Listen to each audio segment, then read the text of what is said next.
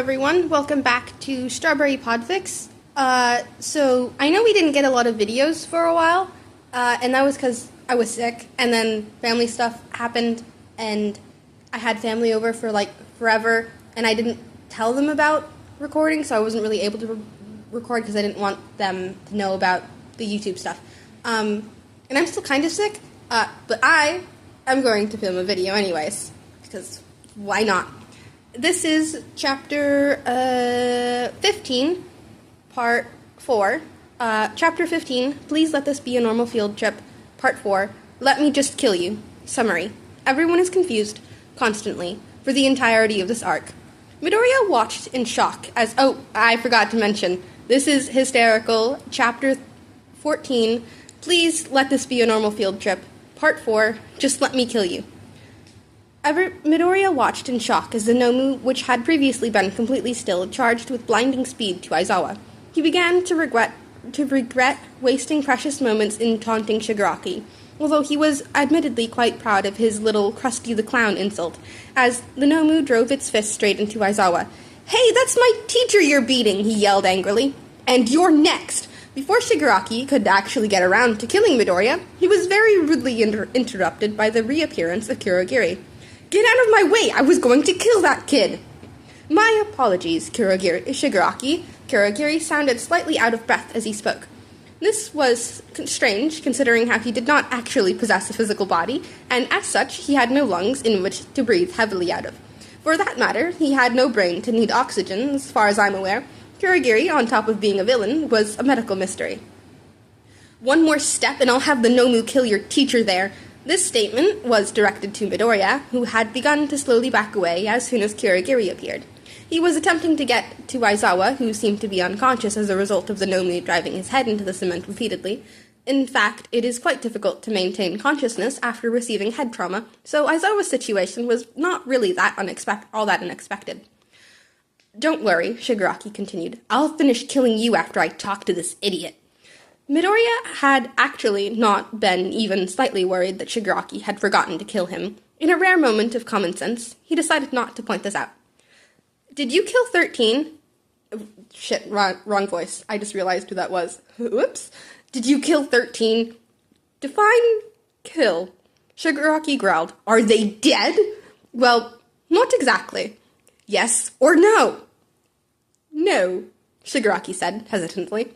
"Why the hell not?" "Because I didn't kill them." Shigaraki made a sound that was in between a scream and a sputter. "If you weren't my right out of here, I would kill you faster than you could apologize." He took a deep breath. "Now, you're going to explain exactly what happened and why you did not complete your very simple task, or so help me. You should be glad that I made it out of there alive. It was a bunch of kids and a rescue hero. How could you screw that up?" "The kids were insane. One threatened to blow me up, and then they tied me up because I lost their president or something." Midoriya gasped. "You lost Senor Conejito?" He winced as the two villains glared at him. "Sorry, I'll shut up now. Please tell me that you at least didn't let them escape." "Only one." "Ugh!" Shigaraki scratched angrily at his neck. For the record, that's not a normal symptom of anger. Well, it was for Shigaraki, but no one else that I'm aware of. Ignoring how confusing his physical cues were, he was very, very mad. "You had one job!" "Actually, I was supposed to not let them escape, kill 13, and scatter them throughout the USJ. That's 3 jobs. "Don't question me!" "Then don't be wrong," Midoriya muttered. Shigaraki turned. "Looks like you're in luck." "Looks like you're in luck, Kurogiri. Now I'm going to take my anger out on this shrimp, and you're going to watch and imagine that it is you I am killing." Both Kurogiri and Midoriya gulped in unison as Shigaraki ran towards him, hands outstretched. "Hold on a second, can't we talk about this?" "No!" Shigaraki yelled as his hand closed on Midoriya's face. Nothing happened. They stood in silence. Kurogiri, who had taken Shigaraki's advice, more because the suggestion had been particularly forceful than out of any real intention to do so, felt quite confused as he was not sure what the proper reaction to having Shigaraki's hand on his face would be. Midoriya decided that it would be to pull away and spit onto the ground. "Ew! You smell nasty, man! Ever heard of a thing called soap?" Shigaraki looked at his hand and then looked down at Shigaraki, who was in fact not unconscious. Aizawa, it seemed, was also a medical mystery. He glared at Shigaraki from his position on the ground, being held in place by the Nomi. Wow, you're pretty cool, Eraserhead. I think I wouldn't actually be happy to kill you. Mr. Aizawa, Midoriya said, you didn't have to do that. A thank you will do, Aizawa said, his breath labored. No, you really didn't have to do that. I would have been fine. You would have been dead. Yes. All of a sudden, the front doors were slammed open with a bang that echoed throughout the USJ. Every person within earshot turned to watch as the muscular figure clad in red, white, and blue stepped through the doorway. Those who had been mourning the loss of Senor Kanehito began to cheer. His cape flowed behind him as he struck a pose of such heroic magnitude that it was all the villains could do to not wither in despair. Howdy, y'all! Y'all Might tipped his cowboy hat. I am here! What the hell? Shigaraki said. 5 minutes earlier. All Might was late. Now, one of the benefits of being popular was that people were typically quite understanding when All Might was inevitably occasionally late. This did not mean that he took advantage of this fact. He actually quite hated being late. Unfortunately, sometimes his punctuality deficiency was unavoidable. Such was this specific instance. All Might Nezu stuck his head out of his office as All Might sped walked down the hallway. He was still in the school, after all. It would do no good to set a bad example for the students by running well inside. Could I have a minute of your time? I'm afraid I'm in a bit of a hurry. I know, Nezu said cheerfully. Don't worry, I'll let you get to the USJ after I talk to you. This is more important. Well, if you say so. I do. Now, how do you like your tea? The two had settled down in Nezu's office with cups of tea before the principal finally revealed why he had wanted to speak to All Might. I'm sure that by now you've heard of the whole All Might situation. All Might chuckled. I had a few reporters ask me about it, yes. People have such wild imaginations. Well, you see, I've done some calculations and come to the conclusion that the existence of a fictitious Texan cousin would be highly beneficial to both your identity and the secrecy of One for All. What? Nezu waved a hand. I won't bore you with the details, just trust me. So, what exactly am I supposed to do about this? Oh, just foster the rumor of All Might, maybe dress up as him occasionally so that the media can interview him and get a couple of pictures. I seriously doubt that people are dumb enough to fall for that. If there's one thing I have learned from my years in civilization, it is to never underestimate human stupidity. Well done, All Might stood up. Good talk, I suppose. Now, I have to get back to my class. Actually, All Might, I was hoping you could use this class activity today to start solidifying the legend of All Might. Like, try to convince the children that I'm All Might? I don't think that will work. They already know I'm All Might. They already know I'm All Might. No, not the children. I would like you to convince the villains that are attacking them right now. All Might sat back down and stared at Nezu. Excuse me? The villains are very weak, most of them at least. A few are actually lethal, but that's fine. No, it's not. None of the children are dead yet. Yet? Well, one of them is currently trying to kill Midoriya, but you and I both know that his death wouldn't be a huge issue with that little immortality of quirk of his, said Nezu. Although I'd rather he didn't, as it would set an unwanted precedent and encourage the villain to kill other less important immortal children. I'm going to read you that line. Although I'd rather he didn't, as it would set an unwanted precedent and encourage the villain to kill other less immortal children. You can see how that would be a problem, of course. I think I'm going to go help them now, All Might said, in shock. Of course. Please, just take the little gift under your chair with you. All Might reached under the pillow to pull out an extra-large cowboy hat wrapped in a Texas flag that had been altered to be a cape. Look in the hat. All Might did. There was a small book on Southern slang. Snipe has also agreed to tutor you on your Hickish. I don't know what to say. By this he meant that he quite literally did not have the capability to respond to such a strange situation. You're welcome. Now put it on and convince all those villains that you're a Texan. I'll send some of the other teachers as backup later. Why not now? Now where's the fun in that?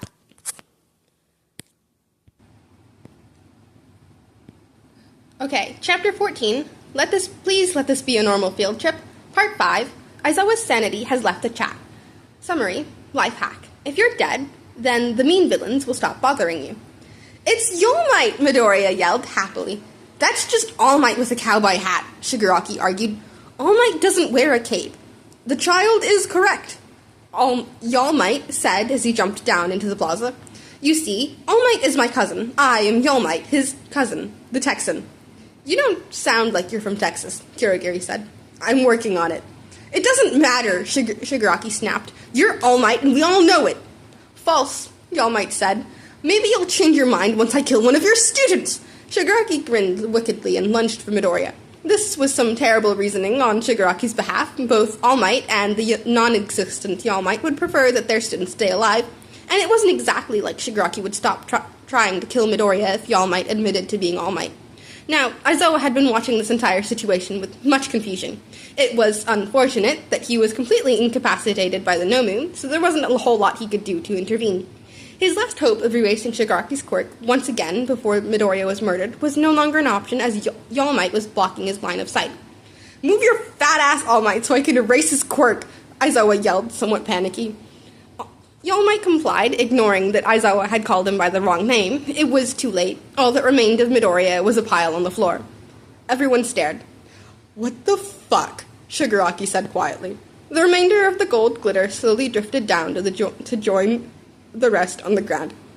He turned into glitter? Shigaraki said, confused, and then proceeded to grab the nearest object, which just so happened to be his left shoe. He disintegrated it. It turned into the dust that was a typical byproduct of his quirk, confirming that his quirk was still functional. He looked at the glitter that was Midoriya's corpse. He looked at the dust that used to be a shoe. What the fuck? He repeated. Now, I'm sure some of you are utterly appalled at Shigaraki's foul language. Please note that he is both a villain, murderer, and a poor example of those who indulge in the sophisticated medium and undisputed art of video games. This means that he is not actually the best person, and so his cursing habit is quite understandable.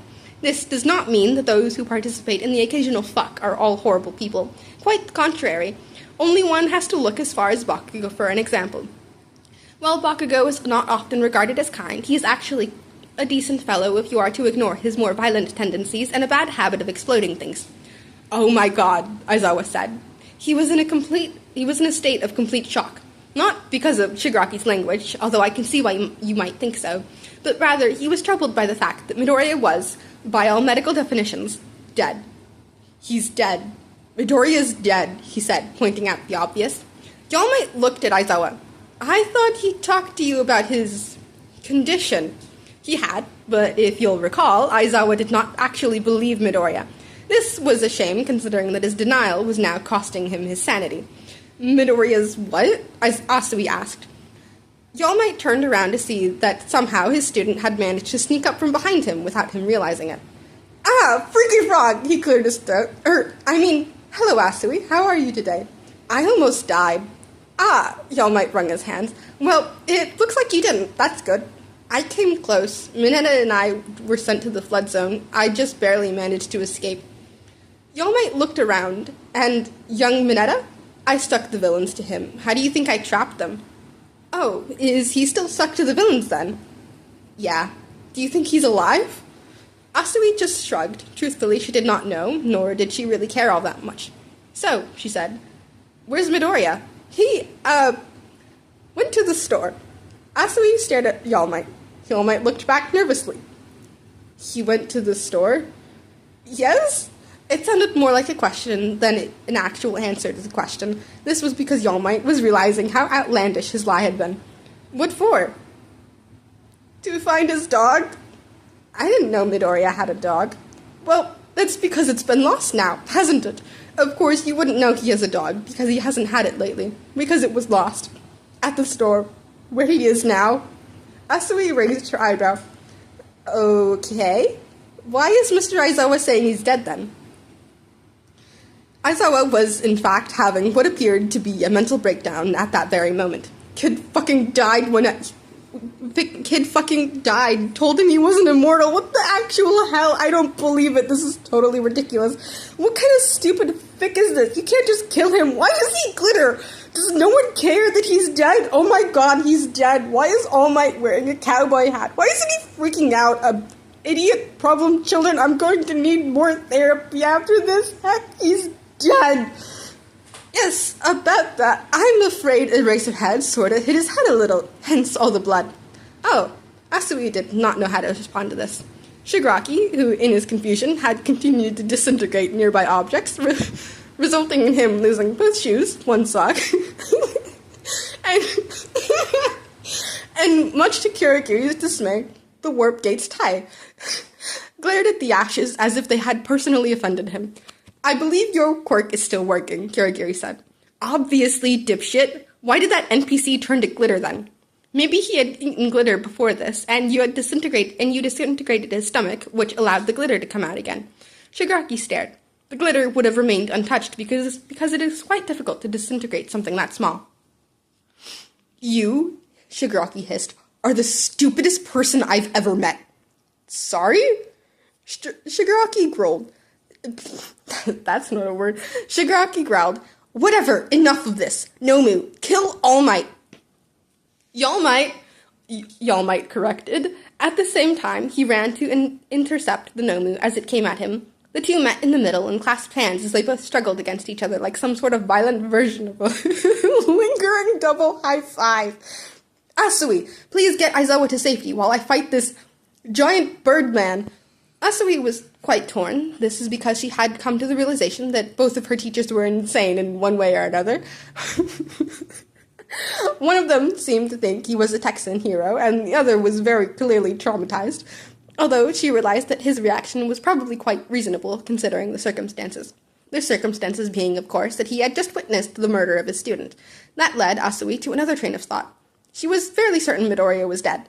Judging by All Might's reaction, this was not an isolated event, nor was it an uncommon occurrence, which, of course, led her to come to the obvious conclusion. Midoriya was immortal. As important as all those issues were, Asui was confronted with the possibility that she could be next, and as much as she wished she was, and, well, she did not, in fact, have evidence to the contrary, she did not think that she was actually immune to dying.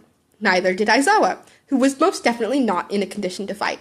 So it was that she did what seemed only reasonable, entered into the first stage of grief for Midoriya, and continued to deny his demise as she dragged a rambling Aizawa away from the chaos that was occurring. And that is it for this episode of Hysterical. I will see you guys next time. I have a pre-recorded video that's going to come out soon. Yeah, I was going to have, a whole lot of pre-recorded videos for December, because I was expecting family to come, and then family came way too early, and I wasn't able to record, and I also was sick. So I only ended up getting one recorded. But I'm recording now! Have fun. Enjoy. I hope you enjoyed this. Like, comment, subscribe, all that good stuff. I will see you guys next time.